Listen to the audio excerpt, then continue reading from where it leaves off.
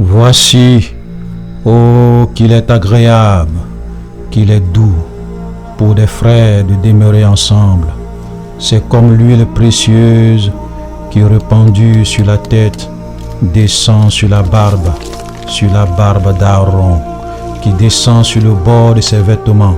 C'est comme la rosée de l'Hermon qui descend sur les montagnes de Sion. Car c'est là que l'Éternel envoie la bénédiction, la vie pour l'éternité. Celui qui est le Verbe de Dieu et la parole de Dieu a déclaré: je vous dis encore, si deux d'entre vous s'accordent sur la terre pour me demander une chose quelconque, elle leur sera accordée par mon Père qui est dans les cieux. Car là où deux ou trois sont assemblés à mon nom, je suis au milieu d'eux. Vous connaîtrez la vérité, et la vérité vous affranchira.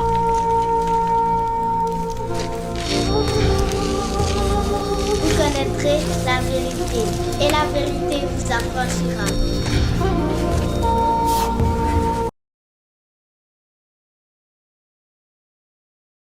Alléluia, alléluia. Soyez abondamment bénis. J'espère que tout le monde se porte bien. Soyez bénis, chers frères et sœurs. Voilà, nous sommes encore aujourd'hui à notre pré-culte de communion fraternelle d'échange. Voilà, avant le culte, où on se retrouve pour discuter, pour échanger. Voilà, soyez bénis pour votre présence. Donc, je tenais déjà à saluer rapidement la sœur Simon Bernadette, la sœur Adélaïde, la sœur Lydia, la sœur Begré Sonia, la sœur Agnès, la sœur Bella, voilà, le frère Alain Philippe, la sœur Bernadette Lucin, la sœur Blé, la sœur Carole, la sœur Dominique, la sœur Florentine, la sœur Ginette Mouangan, la sœur Doris, voilà. Shalom au frère John, au frère Fulgence Yapi, au frère Jules, le frère Kwam, ou bien c'est la sœur, je crois. Bon. Essayez aussi de changer vos noms pour mettre vos noms et prénoms pour qu'on puisse, voilà.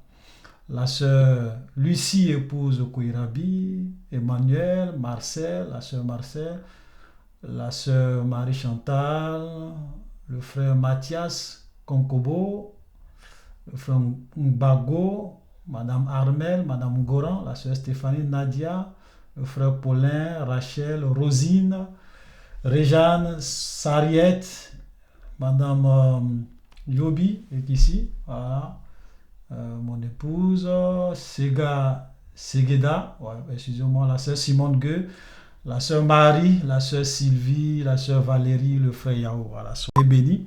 Donc si vous pouvez changer aussi votre nom, voilà, pour mettre votre nom, on est en train de vraiment trouver une solution parce que souvent les pseudos là, c'est difficile de trouver qui est vraiment derrière. Donc si vous pouvez changer, mettez votre nom et puis si possible, même si vous pouvez aussi mettre certaines informations pour qu'on puisse aussi vous retrouver.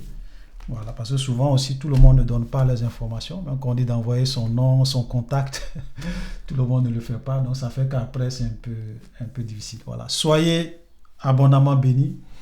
Voilà, que le Seigneur vous garde. Nous sommes encore ensemble et aujourd'hui nous allons commencer par un mot de prière. Donc ensemble nous allons prier pour confier ces instants à notre Dieu qui vienne et qui soit au milieu de nous, qui nous conduise et que toute chose soit conduite par son esprit. Voilà, soyez bénis. Ensemble nous prions le Seigneur. Éternel, te bénissons, te disons merci, Papa. Merci Seigneur Jésus-Christ de nous faire grâce de ce moment particulier, Père éternel. Merci Seigneur Jésus-Christ de renouveler notre souffle, Père éternel, et de nous donner la force, Père éternel, de te retrouver, Seigneur Jésus, vers une prière de l'adoration, Seigneur Jésus-Christ, pour retrouver ta présence, Seigneur Jésus-Christ, la voix de ta parole, là où deux sont réunis pour te dire, tu au milieu d'eux, Père éternel. Nous te disons une fois de plus, plus. Merci de nous faire cette grâce, Père éternel, d'être au milieu de toi, Seigneur Jésus. C'est d'être devant toi et toi revenir de nous, Seigneur Jésus. Que ce moment, Seigneur Jésus, t'appartienne, Seigneur. Prends le contrôle de toutes choses, Seigneur Jésus.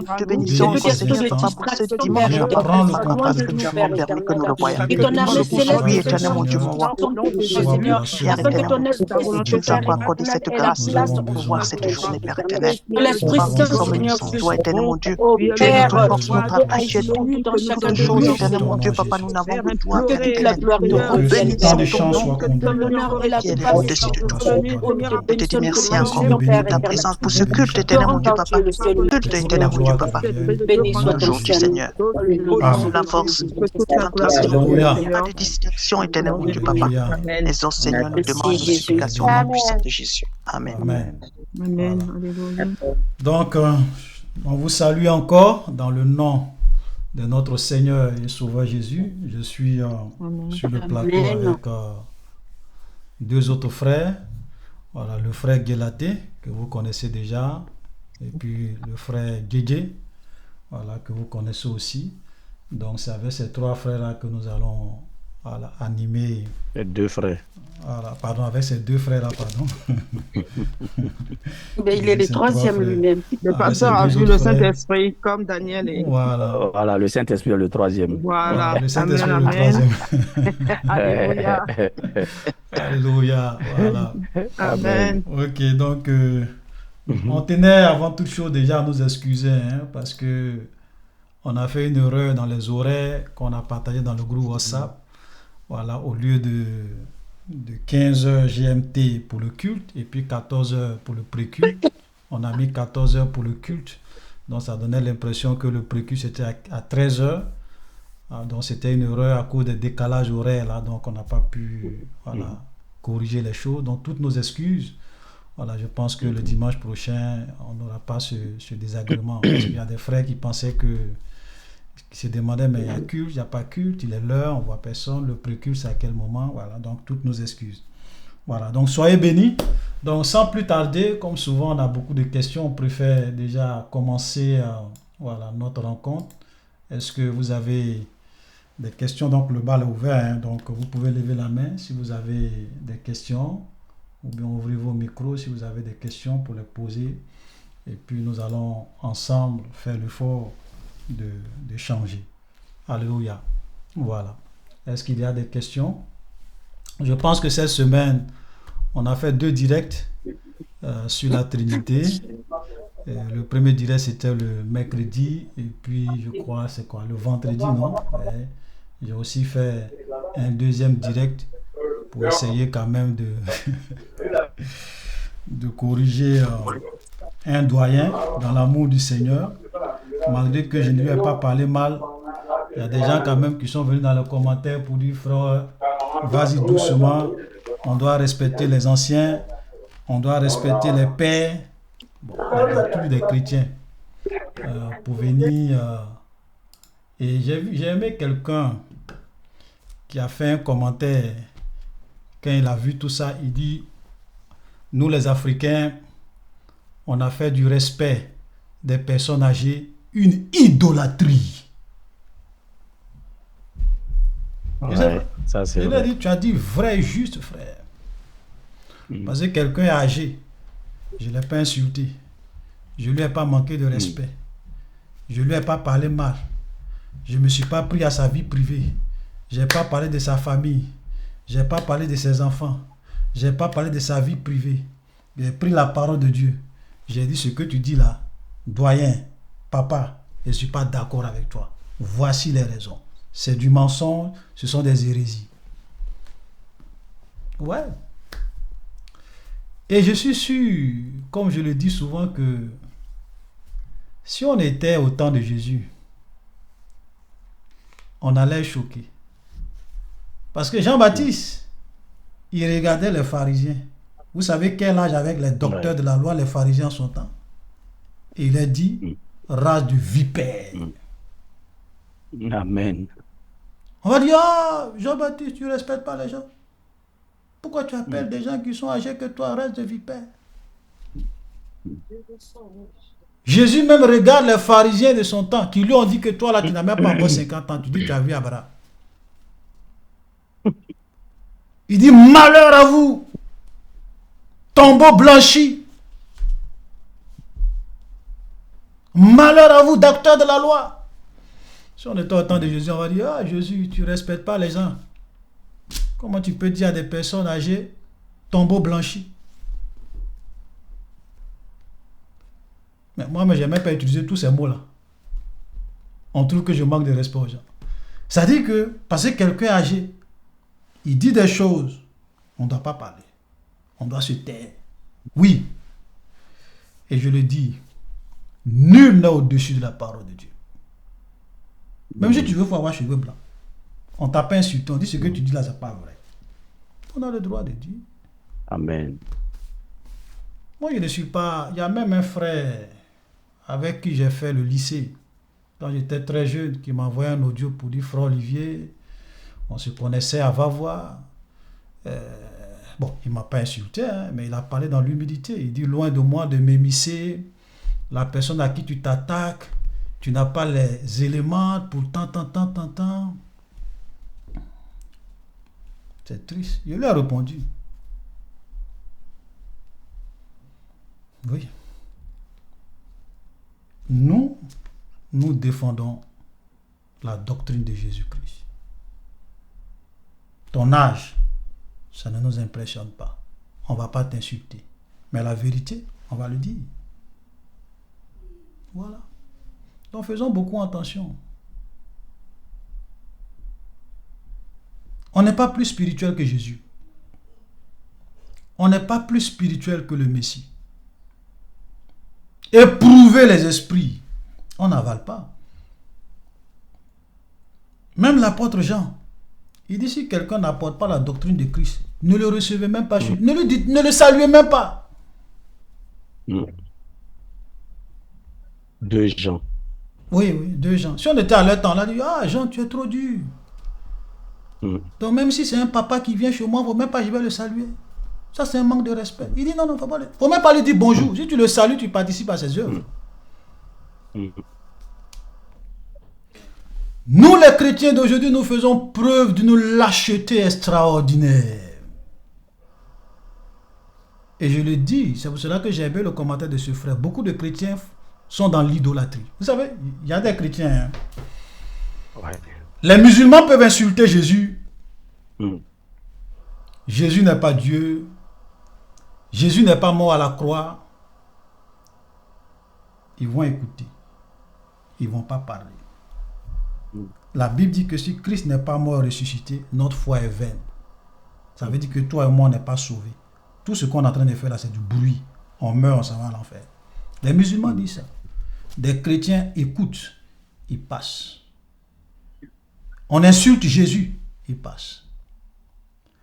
Mais le jour que tu viens faire une vidéo sur leur idole, sur leur papa chéri, sur leur révérend, sur leur docteur, sur leur prophète international. Oh! Frère! Il y a même une fois qui m'a envoyé un message. Va supprimer ta vidéo que tu as fait sur mon père spirituel. J'aime pas qu'on parle mal de mon père spirituel. On connaît où tu habites. On sait qui tu es. Il est en Côte d'Ivoire. Hein. Son numéro là, il est en Côte d'Ivoire. Moi, je suis au Canada. Il dit, il connaît où moi j'habite. Il sait. Je regarde ça, je ris. Il dit, tu connais où? D'abord, il dit d'abord, tu sais, moi, mon problème, c'est que vos menaces là, ça ne me dit rien. Premièrement, la vidéo là, je ne vais pas effacer. De 2, si tu as trop fait, c'est pour me tuer, n'est-ce pas? Je n'ai pas peur de mourir. Il y a des gens qui sont morts pour la vérité. Jean-Baptiste a été décapité pour la vérité. William Tyndall a été tué pour la vérité. Donc, la mort m'est un gain. Christ est ma vie. La mort m'est un gain. Et puis, je ne peux jamais mourir avant mon temps parce que ma vie ne dépend pas de toi. Le jour que tu vas prendre un fusil, tu vas tirer sur moi, boubou, et puis on dit je suis mort là, c'est que c'est le temps de Dieu qui est arrivé.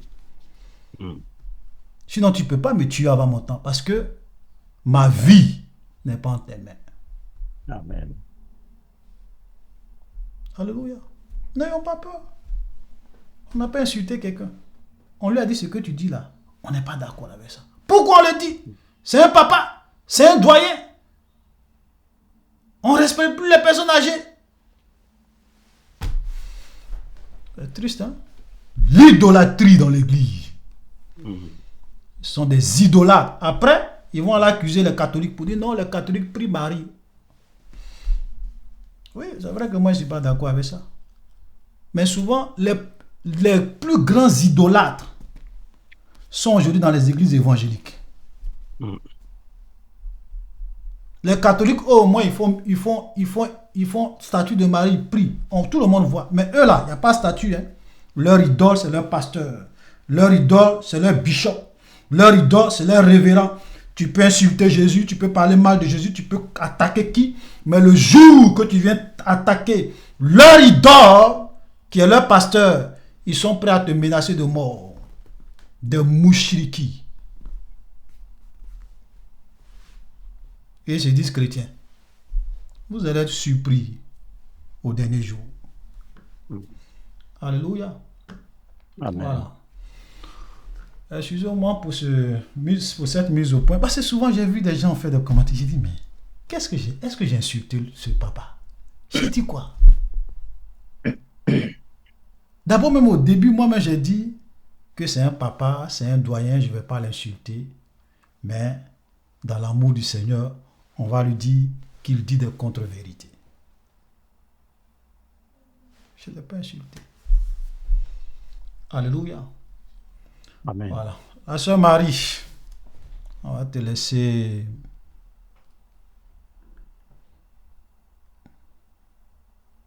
Oui, leur gourou, c'est leur pasteur. C'est ça, la sœur dit. Leur gourou, c'est leur pasteur. C'est comme ça. Ouais. Ok? Il y a une sœur qui a posé une question en commentaire. Dans le commentaire. Oui, elle a dit pour eux, pour ceux qui sont issus de familles musulmanes, je n'ai plus. Ceux qui sont issus, voilà, c'est ça. Je vais afficher le commentaire. Voilà, c'est ça qui vient de passer là. Voilà. Il dit, est-ce que nous devons accepter que nos parents fassent leurs prières chez nous lors de leur visite, puisque nous ne prions pas le même Dieu? Le même Dieu, oui. Ok, d'accord. Donc, avant de donner la place à la sœur Marie, voilà, est-ce que vous pouvez répondre, les autres frères, si vous avez des éléments? Donc, ça, c'est une belle question. Hein? Ça dit que pour les gens qui ont des parents qui sont de d'autres confessions, peut-être qu'ils vous rendent visite, est-ce que nous devons accepter que nos parents fassent leur prière chez nous lors de leur visite, puisque nous ne prions pas le même Dieu? Bon, moi, je dirais, si je peux me permettre. Hein, oui, vas-y. Ouais, ok. C'est vrai que nous ne prions pas le même Dieu. Ça, c'est assez clair. C'est pas le Père de notre Seigneur et Sauveur Jésus-Christ qu'il prie. Donc, nous sommes totalement différents de ce côté-là. Mais en même temps, puisque nous avons une mission de gagner des âmes, donc je dirais que dans une stratégie de gagner aussi nos parents qui sont musulmans, si mon père est musulman, s'il vient à la maison, je sais qu'il est musulman. Je confie ma maison au Seigneur. Je confie, je confie ma maison au Saint-Esprit et tout, de telle sorte que, bon, si leur prière, il y avait des esprits derrière et tout, que ça ne fasse rien du tout.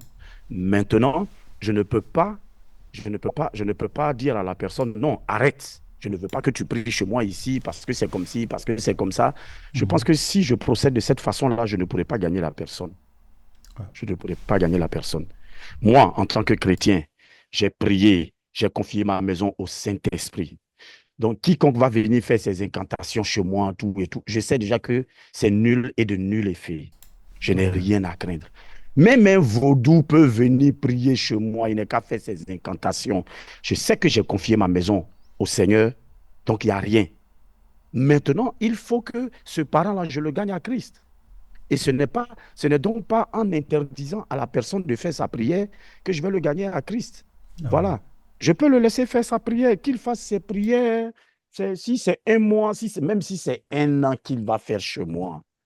Pendant un an, s'il veut, il n'est qu'à faire ses prières. Moi, le matin, je me lève, je fais ma prière chez moi à la maison. Je sais que tout esprit qui est derrière ces prières-là, tout ça, c'est zéro, ça ne va rien faire. Mais mon but, je laisse faire la personne dans le seul but que je veux gagner la personne. Amen. Je veux gagner la personne. Donc, ce n'est pas en révoquant la personne. Je laisse faire la prière. Et puis, c'est ma maman, c'est mon papa. À chaque fois, je peux leur parler. Puisqu'ils sont chez moi, je peux leur parler de Jésus. Voilà. Ils sont venus chez moi. Maintenant, s'ils ne veulent pas entendre parler de Jésus, bon, peut-être que c'est eux qui vont partir. Mais puisqu'ils sont chez moi, ils ne vont pas m'interdire de leur parler de Jésus. Voilà. Ouais. Voilà. Donc, juste dans une stratégie de les gagner, je pense que je peux les laisser prier. 3 prières, je ne sais pas combien de prières par jour. Je peux les laisser faire. Mais je profiterai pour leur parler de Jésus. Voilà ce que moi j'ai à dire, quoi.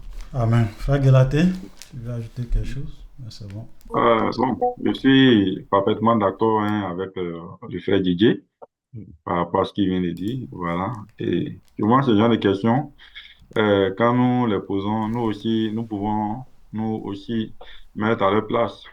Supposons que nous allons rendre visite à nos parents musulmans. Est-ce que s'ils nous empêchent de prier, comment on va trouver ça? On va trouver que ce n'est pas normal. Chacun est libre de prier son Dieu. Voilà. Parce que autant nous pensons qu'ils sont dans le faux, eux aussi pensent que nous sommes dans le faux. Exactement. Voilà. Maintenant, à nous de savoir que ils sont dans le faux et nous devons manifester à leur égard de l'amour en les laissant faire. Et maintenant, le secret, nous prions pour eux. Ouais. Et puis, comme le frère Didier a dit, si nous pouvons les évangéliser, nous les prêchons le Christ est ressuscité et par la prière, Dieu pourra faire grâce. Amen. Amen. Voilà, je pense que les frères ont bien répondu, parce que vous savez souvent, malheureusement, la question que la sœur pose, elle pose ça pour une raison.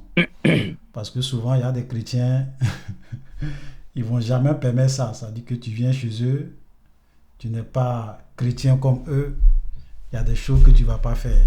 Tu ne peux pas prier, ils vont te dire, chez moi ici, c'est une maison qui est consacrée à Dieu, tu n'as pas le droit. Tu vois? Alors que moi, j'ai été chez un parent, je dirais même mon grand frère, ok, qui était musulman quand j'étais encore très jeune, même au lycée, même à l'université, j'étais chez lui. Je mangeais chez lui, c'est lui qui s'occupait de moi, il faisait tout pour moi, mais il était musulman. Mais ce grand frère-là ne m'a jamais interdit d'aller à l'église. Il ne m'a jamais interdit de prier dans sa maison. Il ne m'a jamais interdit de lire ma Bible chez lui. Pourtant, lui priait sur Allah. Moi, je priais. Moi, Jésus, je prenais souvent même ma Bible, je sors de chez lui, je prends ma Bible, je vais à l'église, je rentre ma Bible chez lui, pas jamais. Et je me suis dit, mais pourquoi nous les chrétiens, on est souvent comme ça? Ça dit que nous, si c'est comme le frère le dit, si c'était nous, on dit, il a possédé, il a un démon, il ne veut pas que je prie Jésus, s'il est diable, Satan même le possède, le contrôle, Mais lui, il ne m'a pas interdit. Donc souvent, il faut qu'on soit vraiment sage. Souvent, mettons-nous à la place des autres. C'est vrai qu'aujourd'hui, toi, tu es en position de force. Quelqu'un vient chez toi. Mais imaginez que c'était l'inverse. Comme le frère Guelaté le dit. Voilà, donc, si c'est juste pour prier, bon, on ne peut pas empêcher quelqu'un. Maintenant, comme le frère Didier le dit, tu lui annonces l'évangile, c'est aussi une occasion. Et sachez que quand vous êtes dans la vérité, souvent l'ennemi ne peut rien vous faire. Je vais vous montrer, il y a quelqu'un, un frère, qui m'a rendu une fois une expérience qu'il a vécue avec une connaissance. Le monsieur est venu chez lui, il dit qu'il est venu pour une mission, le monsieur voulait dormir dans son salon. Bon, le frère dit, ok, il n'y a pas de problème. Alors qu'en réalité, le monsieur, C'était quelqu'un qui faisait des incantations. Il était dans des pratiques bizarres. Donc, le frère, lui, il est dans sa chambre. Hein. Au début même, il ne se doutait de rien. Mais quand il a commencé à se rendre compte qu'il y a quelque chose, le monsieur se lève la nuit et commence à faire des incantations dans son salon. Et lui, il a commencé à prier. La nuit, le monsieur n'a même pas pu dormir. Quand il s'est réveillé le matin, il a dit au frère, non, moi je ne peux plus dormir ici, je m'en vais. Le frère dit, mais pourquoi, tu t'en vas où? Il dit, non, non, non, c'est bon, ça va, je m'en vais. Il a pris, c'est lui qui a fui la maison. Qu'est-ce qu'il a vu la nuit? Et puis il a fui. Voilà. C'est pour cela que, regardez, la Bible dit, l'enchantement et la divination ne peuvent rien contre Jacob. Celui qui est en nous est plus grand que celui qui est dans le monde. Donc, on n'a pas souvent besoin de faire certaines choses d'une certaine manière pour choquer les gens. C'est vrai. Si quelqu'un veut venir faire sa statue dans ma maison, je vais dire non. S'il veut venir peut-être envoyer ses canaris chez moi, je vais dire non.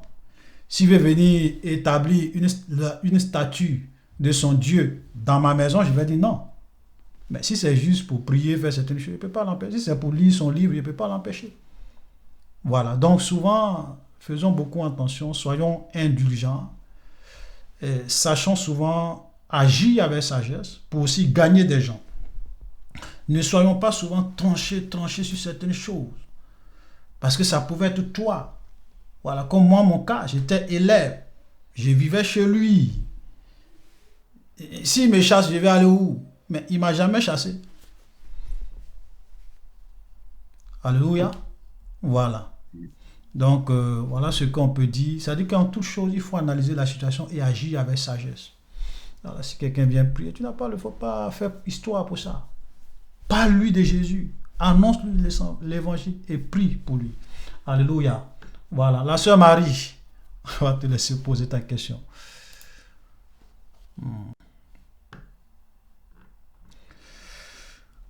J'espère qu'on a répondu à la question. Ton truc est fermé, hein, Marie?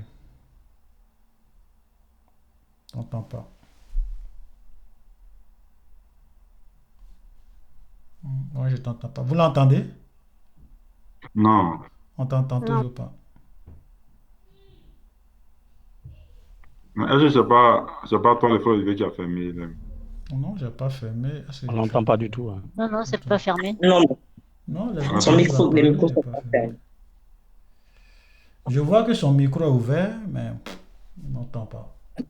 La caméra est ouverte, Elle parle pas. Ouvert, mais on n'entend pas. Ça doit être un problème technique. Ouais, sinon, j'ai pas fermé.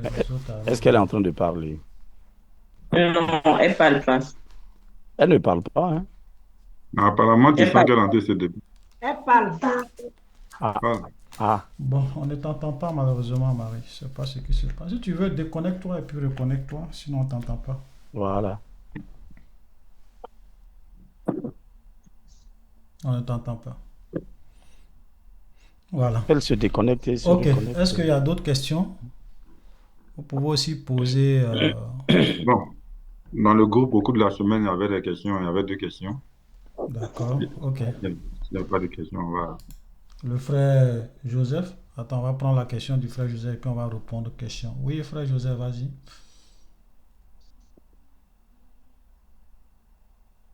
On t'entend pas, frère Joseph. Le micro. Ton micro est fermé. Voilà. Ok. Oui. Allô? Allô, oui, on t'entend. J'ai une question, frère Olivier. Vas-y. Est-ce que vous m'entendez maintenant? Oui, on t'entend. Oui, c'est-à-dire que la question c'est celle-ci. Nous connaissons l'histoire de la conquête comment on appelle ça?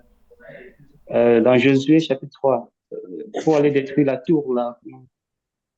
La tour de Jéricho? La muraille de Jéricho? Jéricho, la tour de Jéricho, bien sûr. Et la muraille de Jéricho, oui.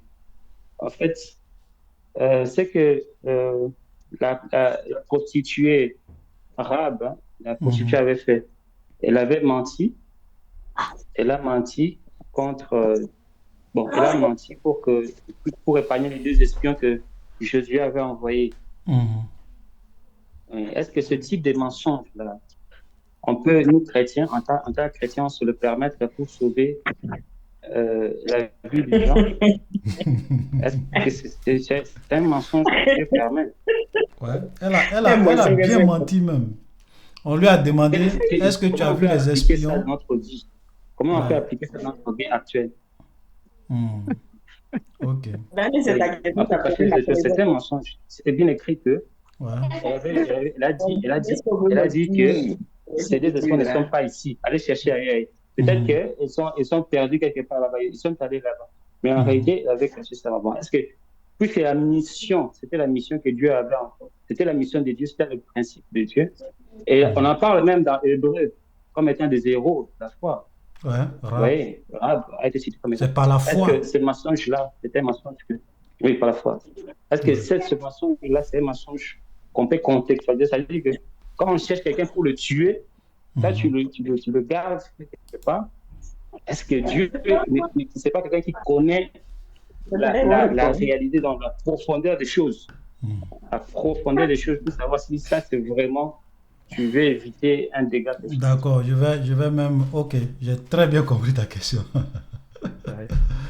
Ok, ce que je voulais même dire, je vais même encore ajouter. Supposons que les gens sont en train de poursuivre une personne pour le tuer. Les gens sont derrière lui avec machette. On le poursuit. Bon, toi, tu ne sais pas. Peut-être qu'il ne sait même pas ce qui se passe. Peut-être qu'il est innocent, peut-être qu'il n'a rien. Bon. Ou bien même, supposons même que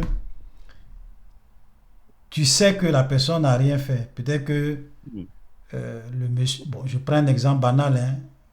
Peut-être que un grand frère et son petit frère sont en train de faire palabre. Et puis le petit frère commence à courir. Et puis le grand frère prend une machette. Il commence à le poursuivre pour le tuer même. Et puis il se cache, il rentre à quelque part. Et puis il rentre dans ta maison. Et puis le grand frère arrive. Et puis il arrive chez toi et dit: tu n'as pas vu mon petit frère passer ici? Il est où? Il est parti où ça? Et puis tu dis: non, je ne l'ai pas vu. Ou bien tu dis: il est parti comme ça. Va là-bas. C'est un péché, mais c'est pas un péché. Tu as le droit. Maintenant, si tu dis: il est là, on rentre, on le prend et puis on le tue. Tu fais quoi? Alléluia. Frère Guégué. Ouais. Tu es un doyen, donc on te laisse la parole. Pourquoi tu me jettes cette patate chaude là? Oui. Oui. Je vais juste te donner une piste parce que c'est quand même une histoire qu'un pasteur avait racontée. Ouais. C'est-à-dire qu'il a donné suite ses solutions par rapport à ce cas de figure. Je sais non, pas attends, je sais pas. On va répondre. Non, peut-être qu'il... Bon. Non, on va répondre. D'accord. Je ne veux pas que ça se rallonge. Allons-y. Oui. Laisse le frère Didier va répondre. Ouais, ça là. J'ai bien aimé. Et puis n'oublions pas, dans Apocalypse 21, verset 8, tous les menteurs, leur part sera dans l'état dans de feu de soufre. Donc, est-ce que Rahab la prostituée est à l'enfer? Bon, si on veut prendre le sens étymologique du mensonge, un mensonge, c'est ce qui n'est pas, c'est dit ce qui n'est pas vrai. Ouais. Voilà. Donc, au sens littéraire propre, Rahab a menti. Ouais. Ça c'est clair. On est bien d'accord là-dessus. Mais est-ce qu'il ne faille pas voir le résultat que le mensonge a produit? Si moi je m'avais par exemple menti pour avoir 1 milliard, et puis je viens une offrande de 500 millions à l'église EVB. J'ai menti, mais le résultat là, ça a permis à l'église d'avoir 500 millions. Bon, ça c'est de l'escroquerie. C'est- Ça, c'est de l'escroquerie. Donc, Je, on je, fait je comment pour pense ce genre que, de situation? oui, je pense que Rahab l'a fait parce que elle a la crainte de Dieu. Ah, Elle a la crainte de Dieu, ça c'est sûr. ouais. Euh, sachant que ces gens-là qu'elle l'a protégé par le mensonge, Mhm, sachant qu'ils venaient de Dieu. mhm, Ce sont des envoyés de Dieu, ce sont des serviteurs de Dieu, ce sont des hommes de Dieu. Donc, elle l'a fait sachant, par crainte de Dieu. Je me dis que peut-être que si, est-ce que en indiquant aux gens, oui, ils ont fui, ils sont passés par là, oui, oui, oui, oui, oui, oui, en leur indiquant le vrai chemin par mhm. lequel ils sont passés en disant la vérité que oui, bon, je les ai reçus. Moi, je ne savais pas que c'était des espions, tout et tout. Mais ils sont Ouais, partis. Voilà, voilà par où ils sont partis. Ils ouais. vont, si vous courez vite, vous allez les rattraper. Est-ce qu'en disant ça, est-ce qu'elle n'aurait pas été beaucoup, qu'est-ce que je dirais, est-ce qu'elle n'aurait pas été punie par le Seigneur? Mhm, Parce que en disant la vérité au bourreau de ces serviteurs de Dieu là, et si ces gens-là les rattrapaient véritablement et qu'on les tuait, mhm, supposons qu'on les tuait, est-ce que Rahab ne serait pas plus condamnable que le mensonge qu'elle vient de raconter?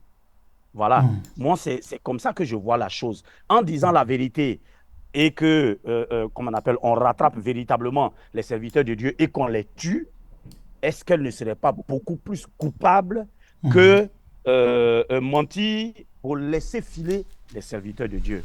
Moi, Ok. voilà comment je vois Voilà. la Maintenant, chose. voilà un exemple même que notre sœur Ouais. Ginette vient de dire, hein. Il en est de Oui. même de Shifra et puis il y a les deux sages-femmes de l'époque de Moïse. Parce que Pharaon avait Ah, dit, merci là. tous les enfants mâles qui naissent, tuez-les. Oui, oui, Et elles sont allées mentir. Pharaon leur a dit, mais pourquoi oui, vous ne les tuez pas? Il dit, non, c'est parce que oui. lorsque nous on arrive, les femmes hébreues sont Oui. tellement vigoureuses qu'elles mettent au monde leurs Ça, enfants. Pourtant, c'était faux. Et la ça, Bible même dit, Dieu les a bénis. Dieu les a bénis. Parce qu'en disant la vérité Mhm. qui va condamner tous les enfants mal, comment on appelle, israélites, elle serait beaucoup plus coupable. Ces deux femmes-là, Mhm. dont, ces deux matrones-là, elles seraient beaucoup plus coupables devant Dieu. Ok. Elle serait beaucoup plus coupable devant Dieu. Je pense que c'est le cas de, Ouais. de, de la prostituée Rahab. En disant la vérité, et que si on rattrapait ces gens-là et qu'on les tuait, elle serait beaucoup plus coupable devant Dieu que de Mhm. mentir. Et puis, sauver ses serviteurs de Dieu. Parce que Rahab, elle connaissait déjà, elle savait déjà ce qui allait arriver. Elle connaît le peuple d'Israël. Elle sait que le peuple d'Israël est le peuple élu de Dieu. Elle connaît tout ça. Elle savait Mhm. déjà ce qui allait se passer. Donc, Mhm. je pense que, voilà, elle s'est dit, mieux vaut mentir Mhm. dans la volonté de Dieu, Ouais. voilà, que de... Voilà, quoi. Voilà. Ok. Et l'exemple des deux matrones, là, est très bienvenu. Voilà. Amen. Ça me sauve. Alléluia. Ouais. Frère Voilà. Galaté, tu veux dire quelque chose avant que je ne... Bon, moi, on parle aujourd'hui comment on appelle, de Rahab et puis les matrones. Mais moi-même, je vais aller plus loin. Mm, Jésus-Christ. mm, Mhm. Les pharisiens lui ont demandé par quelle autorité tu fais ces miracles. mm. Mhm. Il a posé la question, mais Jean-Baptiste, là, c'est par quelle autorité lui, il fait ce qu'il fait. Mhm. Ils lui ont dit, il ne savait pas. Donc il a dit, OK, moi aussi, je ne sais pas. Mm. Il a dit la Pourtant, il vérité ou sait. bien. Voilà. Pourtant, il sait. Non, il n'a pas dit Pourtant, qu'il ne il sait. savait pas. Non, Non, non, non. Il n'a Oui. pas non, dit qu'il ne savait pas. il Il a n'a dit, pas dit qu'il ne savait les pas. gens lui ont dit, Il n'a par pas quelle dit qu'il savait pas. autorité tu fais ça? Ah, Il a dit, et Jean-Baptiste. Ils disent que non. Eux, ils n'ont pas répondu parce qu'ils disent que si ils disent que c'est par les hommes, le peuple va les lapider. S'ils ouais. disent que c'est par Dieu, La les gens Dieu, vont leur dire, Jésus va leur dire, mais pourquoi vous n'avez pas cru en eux? Donc ils Ouais, disent, ouais, on ne c'est te ça. répond pas. Jésus dit, ok, moi aussi je Ouais. ne vous réponds Bon, pas. Je ne vous moi dirai aussi, pas je par ne vous quelle réponds pas. autorité Ouais, je ouais. fais ça. Il a dit, ne Jésus, réponds pas, ouais. Voilà. Il n'a pas OK, il n'y a répondu pas en de, fait. Il n'a pas dit qu'il ne sait Mhm. pas. Il n'a Il n'a pas pas répondu. répondu. il Mhm. n'y a mais pas non, de souci. eux, ils ont dit, on ne Ouais, sait pas. Eux, Ouais. ils ont ouais, dit, on ne sait pas. Et Jésus Lui a aussi, dit, il a dit, moi, je vous le dirai pas. C'est moi, pas je un ne vous le dirai mensonge. pas. Voilà. Ah, d'accord. Voilà, Ouais, il a moi, dit, ça. moi, je ne vous le dirai pas, oui. Mais Ah, moi, D'accord. moi Ok. aussi, je ne vous le dirai pas. Ça veut dire que Ouais, vous ouais. m'avez Ça veut dire que menti. comme vous Ok, n'avez Moi, je vous vais pas n'avez vous pas le voulu me dire. répondre, moi aussi je ne Voilà. vous répondrai pas. Moi aussi, Ok, je ne vous C'est ça, réponds c'est pas. pas un d'accord. Donc on va aller un mensonge. peu vite. D'accord. Ah, C'est ok. là que c'est là que vous voyez souvent que Euh, il y a Vous me souvent la suivez? lettre et il y a Alors? l'esprit de la lettre. Amen. Oui. Il y a la lettre et il y a l'esprit de la lettre. La Bible même, Jésus même a dit quelque chose aussi dans ce sens. Il dit, quand les gens lui ont dit, pourquoi est-ce que tes disciples font ça? Ce qui est interdit le jour du sabbat. Selon le sabbat, on ne doit pas faire ça. Il a dit, les pains de proposition, selon la loi, c'est réservé aux sacrificateurs seuls. Si tu n'es pas sacrificateur que tu manges, tu as péché contre Dieu. Mais pourtant, David, qui n'est pas sacrificateur, lorsqu'il a eu faim, lui et ses hommes, ils sont rentrés dans le temple, ils ont mangé les pains de proposition. Pourquoi Dieu n'a pas frappé David? Mhm. Parce qu'il a violé la loi. Il y a la lettre dit, c'est réservé aux sacrificateurs.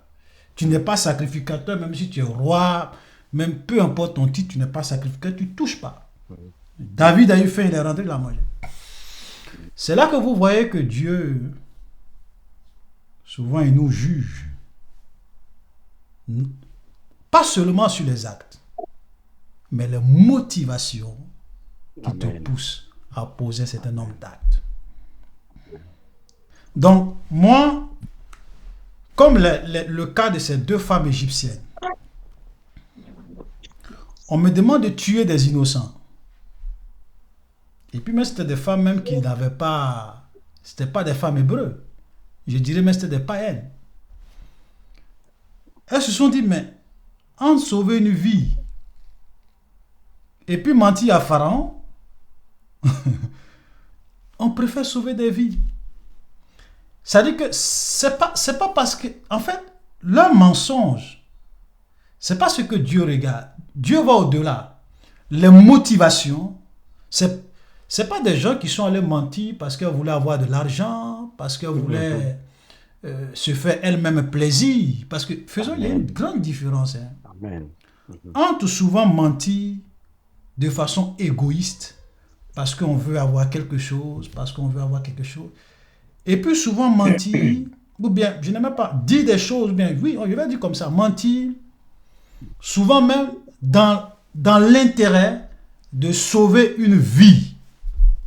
Parce que tous ces cas-là, quand vous regardez très bien, ils sont des cas de mort.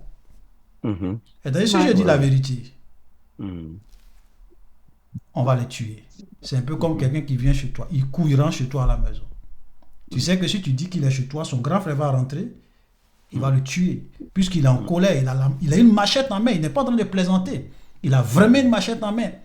Dans sa colère, si tu lui dis que ton petit frère est chez moi, il va rentrer et il va décapiter son petit frère. Donc, parce que tu veux réellement sauver une vie et tu ne veux pas avoir sur ta tête la conscience, dans ta conscience, la mort de quelqu'un, tu dis, je ne l'ai pas vu. Ou bien même tu lui dis qu'il est parti devant là-bas. Et le gars est parti. Vous comprenez? Donc, ces genres de cas-là, Dieu voit pourquoi tu as fait ça. Il voit la motivation. Et il voit que tu as voulu sauver une vie. Amen. C'est pas la même chose que peut-être tu as fait quelque chose de mal au travail. On te dit c'est toi qui as fait.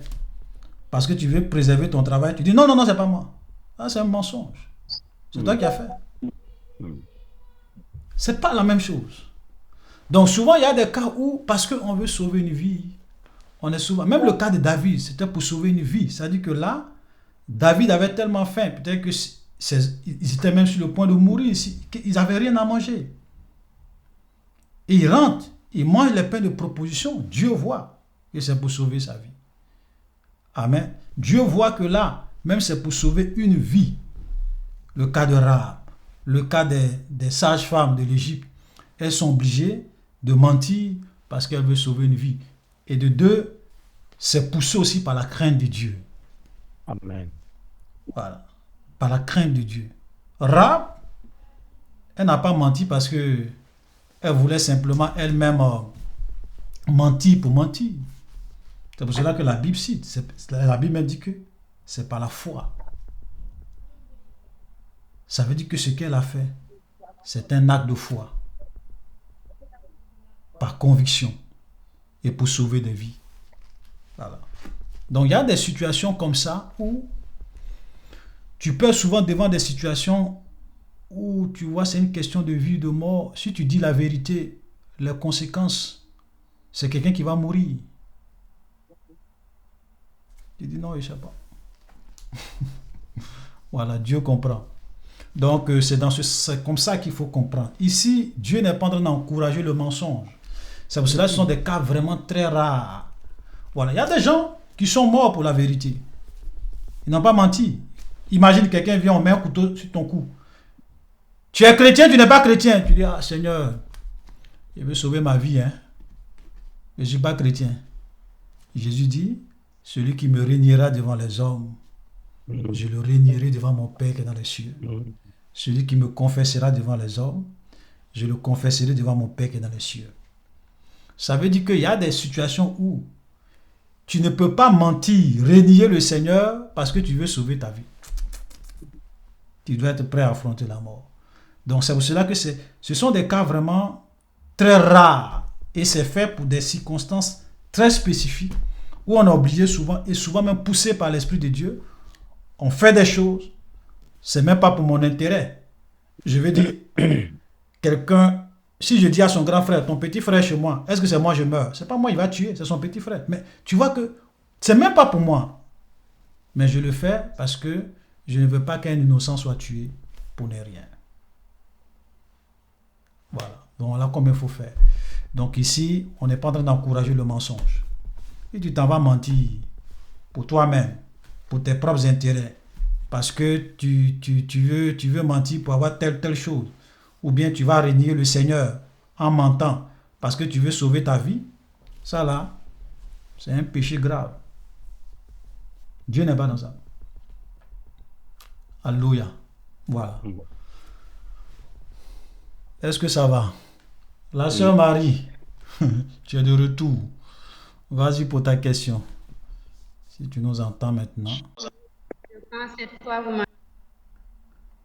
Ça va? Ok, je t'entends. On t'entend maintenant, vas-y. Oui, ça va, c'était une erreur. Donc, c'est ma fille qui voulait poser une question. Ok. Je lui laisser poser la question. Rapidement, avant qu'elle ne pose la question, Rachel, lorsque Abraham a menti quand il a dit de Sarah qu'elle est sa sœur. D'abord, ce qu'Abraham a fait, c'est pas bon. Mais comme je le disais, le cas d'Abraham est différent parce que techniquement, Sarah était sa sœur. Donc ça veut dire que si on veut prendre le mensonge même de façon littérale, parce que là, Abraham, on peut dire, il n'a pas menti. Techniquement, il n'a pas menti. Parce que si elle n'était pas sa sœur, que parce qu'il veut sauver sa propre vie, il dit elle est sa sœur, pour son propre intérêt, je dirais que c'est un mensonge. Mais le problème, c'est que dans le cas d'Abraham et de Sarah, Sarah était bel et bien la demi-sœur d'Abraham. C'est pour cela que la deuxième fois qu'il a fait ça avec Abimelech, et que le Seigneur est venu dire à Abimelech, pourquoi tu as pris la femme de ce monsieur? Abimelech allait dire à Abraham, Abraham, pourquoi tu m'as menti? Il n'aurait fallu un peu, j'allais réellement sortir avec ta femme. Si Dieu ne m'avait pas menacé. Et là, Abraham va dire, c'est vrai, j'avais peur parce que je me disais qu'il n'y a pas de crainte de Dieu dans ce pays, mais sachez que, en réalité, elle est ma sœur. Elle est la sœur, elle est ma sœur. C'est-à-dire que nous avons le même père, mais seulement elle n'est pas fille de ma mère. Tu vois? Donc, techniquement, Abraham n'a pas menti. Mais c'est une vérité qui cachait le fait que Abraham voulait se préserver lui-même. Voilà. Donc, pour Abraham, c'est un peu différent. Donc, on ne peut pas dire qu'Abraham a menti ici. Si on veut être strict. Alléluia. Voilà, je voulais apporter cette précision-là. Oui, allons-y, la sœur Marie. Voilà. Dans Josué chapitre 6, verset 10, est-ce que quand Josué a donné l'ordre au peuple d'Israël de ne pas crier ou parler quand il faisait le tour de Jéricho, y avait-il des enfants? Quand Dieu avait dit quoi? Dans Josué chapitre 6, verset Oui. 10, elle demande si, est-ce que Josué, quand il a donné l'ordre au peuple d'Israël de ne pas parler ni crier, y avait-il des enfants avec eux quand il faisait le tour de Jéricho? Oui, il y avait des enfants avec eux. Ouais. Mais quand on faisait le tour, vous savez, c'est vrai que la Bible ne rentre pas nécessairement dans tous les petits détails. Oui. Voilà, c'est-à-dire que quand on dit de faire le tour, c'est pas nécessaire. Ici, on n'est pas en train de dire aux enfants d'aller faire le tour. C'était les personnes qui étaient quand même en âge de réellement faire le tour de Jéricho qui ont fait le tour. C'est-à-dire des guerriers, des soldats, ceux qui étaient en capacité. Certainement même qu'il y avait des femmes enceintes. On ne va pas demander à une femme enceinte d'aller faire le tour d'une grande ville. Et le 7e jour, faire ça 7 fois et crier. Non. Donc, vraisemblablement, les enfants qui n'étaient pas en mesure, les bébés qui ne pouvaient pas marcher ou bien même qui commençaient à faire 4 pattes, les femmes qui étaient enceintes, bon, on ne pouvait pas les demander de faire certaines choses. Donc, c'est vrai que la Bible ne donne pas tous les détails, mais souvent il y a des choses dans la parole de Dieu qui sont des sous-entendus. Voilà. Dieu ne va pas faire des choses pour forcer les gens. Voilà. Il voulait simplement que les gens comprennent qu'il est puissant et que s'ils lui obéissaient, ils allaient voir un miracle qui allait s'opérer, les murailles allaient s'écrouler. Et c'est ce qui s'est passé. Mais cela ne veut pas dire que tout le monde, du plus petit jusqu'au plus grand, ou même les vieillards, peut-être même il y avait des vieillards qui ne pouvaient même plus marcher. Mais ces vieillards-là, c'est pas sûr qu'eux, ils ont fait le tour. Non, non, non. Donc, quand on dit que le peuple a fait le tour, c'est étonnamment que ce sont ceux qui étaient en capacité de faire le tour de la ville de Jéricho, qui ont fait le tour de la ville de Jéricho. Voilà. Voilà ce que je peux dire par rapport à ça. Ça va? Ah, merci, frère Olivier. J'avais déjà donné ma réponse. Je voulais aussi entendre. Voilà. Ok, d'accord. La sœur Reine, on va aller rapidement. Le temps en train de merci, partir. mon frère. J'aimerais revenir sur la question du mensonge là. En fait, parce que j'aimerais juste une petite précision, hein, parce que parfois, je connais un serviteur de Dieu, un frère qui est même enseignant, qui a dit un jour, et il enseignait les gens, et il a dit que on peut mentir quand on arrive en Europe parce que on veut demander les papiers, on veut être régularisé dans le pays, et que c'était son cas, qu'il avait menti pour pouvoir être régularisé. Je lui ai dit, mes frères, c'est très grave ce que tu es en train de dire. Il dit non, le Seigneur comprend, parce que je lui ai dit, tu as dit quoi comme mensonge? Il dit oui. Il a dit que dans son pays, il y avait la guerre. Dans son pays, on a tué les gens. Sa maman, sa famille est décédée. Alors lui, il a fui, il est venu se réfugier ici. Et puis, il a demandé l'asile politique. J'ai dit, frère, Dieu n'a que fait de ce que tu racontes. Parce que Dieu n'est pas incapable de te protéger dans le pays où tu es venu. Et puis, tu viens mentir. Il dit, oui, il a dit ça. Et puis, on lui a donné les papiers. Il est allé en justice. Et puis, même le tribunal lui a donné les papiers. J'ai dit, ne confonds pas la volonté permissive de Dieu et le fait d'accepter. De croire que Dieu a accepté que tu mens. Et puis tu viens dire ça aux gens, les gens t'écoutent, et puis les gens vont commencer à se lever. C'est quelqu'un qui a déjà donné sa vie au Seigneur, qui connaît le Seigneur, ne peut pas se lever pour aller mentir, pour dire que, parce que je suis dans le pays ici, je viens mentir pour dire qu'on a tué toute ma famille de l'autre côté, et puis je viens demander l'asile, alors que tu es déjà chrétien. Et il m'a dit non, c'était moi qui étais dans l'erreur. Donc j'aimerais avoir ton avis là-dessus. Okay. Merci. Wow. Ok. Frère JJ. Oui, frère Olivier. Oui, non. Ce serviteur de Dieu là veut justifier, entre guillemets, son forfait Voilà. Et il veut juste justifier ces bêtises qu'il a eu à faire. C'est comme si il disait que, bon, quelqu'un qui est au chômage, qui a tous les problèmes, il ne travaille pas et tout, et tout, et tout. Et puis, un concours se présente à lui. Bon, on lui demande de payer pour avoir le concours. S'il ne paye pas, il ne va pas avoir le concours. Il a toute une charge derrière lui, il a toute la famille derrière lui, peut-être même tout le village derrière lui. Alors, il va payer pour dire que, bon, ben voilà, j'ai tout le monde derrière moi, tout et tout. Il fallait que je paye pour que j'ai le concours. Voilà, parce que j'ai toute une charge derrière. Non, devant les difficultés, il a employé, il a pris une autre voie. Face aux difficultés, il n'est pas resté droit dans ses bottes, comme on le dit. Face aux difficultés, il n'a pas regardé. Il connaît déjà le Seigneur, hein, d'après ce que la sœur a dit. C'est un serviteur de Dieu. C'est-à-dire, il est serviteur de Dieu quand il a fait ça. Quand il a fait ça. Donc, devant les difficultés qui se sont présentées à lui, il a préféré choisir une autre voie qui n'est pas la voie du Seigneur. Non, c'est un péché. Ça ne se discute même pas. Ça ne se discute même pas. Voilà. Il a triché. C'est de la tricherie. Voilà. C'est de la tricherie. C'est du mensonge caractérisé. Je ne sais pas comment je peux qualifier ça. Il a péché.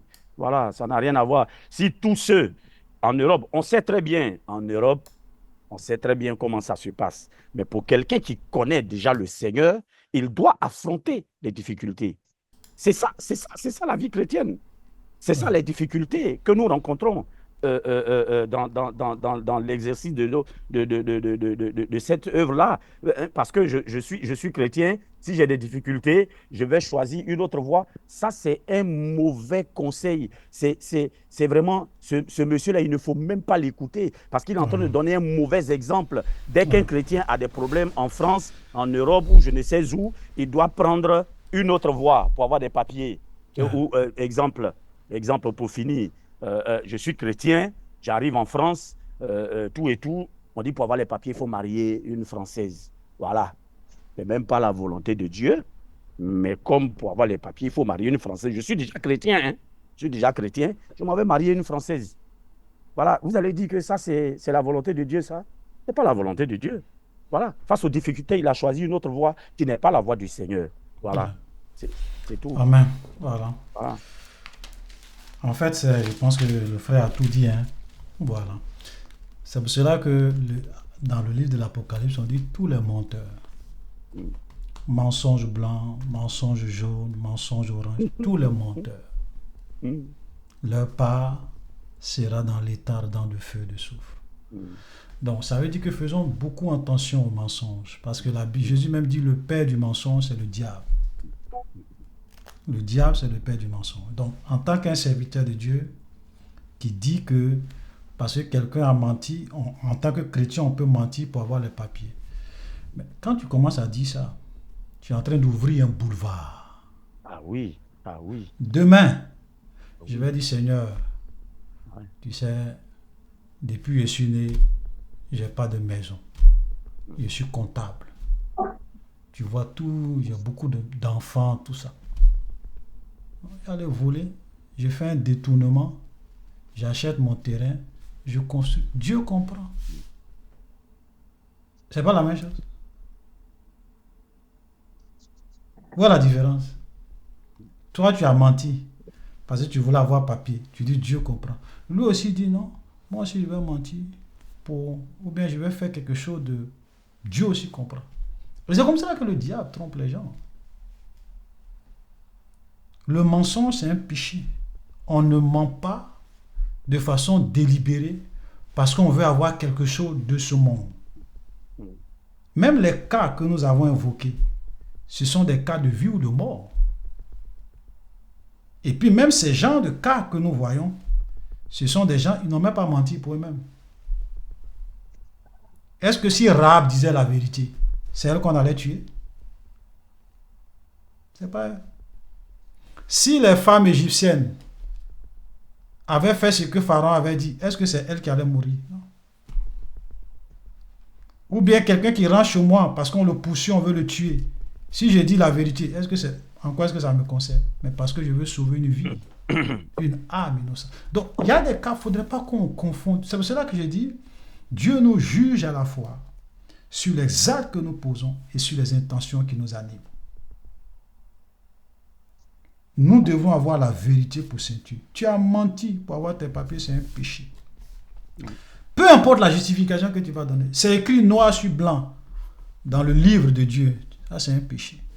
Si tu ne te repens pas, tu vas mourir, tu vas aller à l'enfer. Parce que tu es un menteur. Voilà. Donc, souvent, c'est triste. C'est-à-dire que souvent, quand tu écoutes des hommes de Dieu, tu te demandes, mais attends, vous voulez que tout le monde fasse comme vous? C'est-à-dire que les gens aillent... Mais quelqu'un même qui n'est pas chrétien, qui fait ça, et puis après, qui devient chrétien, on peut dire, bon frère, on comprend. Tu ne connaissais pas Dieu, tu étais dans l'ignorance, repens-toi, c'est pas grave. Mais toi, tu dis, tu es pasteur. Tu connais, et puis tu enseignes ça aux gens. C'est dangereux, c'est pas de Dieu. Ce sont des doctrines très dangereuses, des conseils très très pernicieux. Un chrétien ne doit rien avoir à faire avec ça. Voilà, nous devons être dans la vérité. Alléluia. Voilà, c'est un peu comme quelqu'un qui, comme l'exemple qu'on prenait tout à l'heure, tu es dans une persécution, en train de tuer les chrétiens à cause de leur foi. On vient chez toi, on dit, tu connais Jésus, mais tu connais Jésus, tu ne connais pas Jésus. Tu es chrétien, tu dis non, Seigneur, vraiment, tu comprends. Hein, ça là, tu sais que si je ne te réunis pas, on va me tuer. Mais c'est que pourquoi tous ces chrétiens de l'église primitive, on les tuait. Ils refusaient de dire non, de renoncer à Jésus. Voilà. Donc, faisons beaucoup attention. Parce qu'il y a beaucoup de fausseté aujourd'hui, des gens qui encouragent le mal, c'est très dangereux. Donc, ma soeur, ce n'est pas de Dieu. Et en tant que des chrétiens, on doit refuser cela, rejeter ce genre de conseils, ce n'est pas de Dieu. Nous devons être dans la vérité. Voilà. Alléluia. Maintenant, il y a des cas très rares, comme on l'a vu là, ou peut-être parce qu'il y a une situation où tu sais que si tu dis la vérité, quelqu'un peut mourir. Un innocent peut mourir. Et ce n'est même pas par rapport à toi. Ce n'est pas ton intérêt que tu cherches ici. Et c'est souvent poussé par le Seigneur. Un cas, parce que là, souvent, mais tu n'as même pas le temps de réfléchir. Tu n'as même pas le temps de prier même. Tu sais que si tu dis oui, on va tuer la personne. Tu dis non. Je ne l'ai pas vu. Voilà. Donc ça n'a rien à voir avec le fait d'aller mentir pour avoir des papiers. Là, c'est un grave péché. Voilà. Alléluia. Voilà, soyez bénis. Donc la sœur même dit, il enseigne ça pour amener beaucoup de gens à l'enfer. Oui. Vous savez qu'il y a des gens qui donnent des conseils inspirés par le diable pour encourager les gens à vivre dans le péché, pour aller à l'enfer. Faisons beaucoup attention. Alléluia. Voilà. Donc il est l'heure.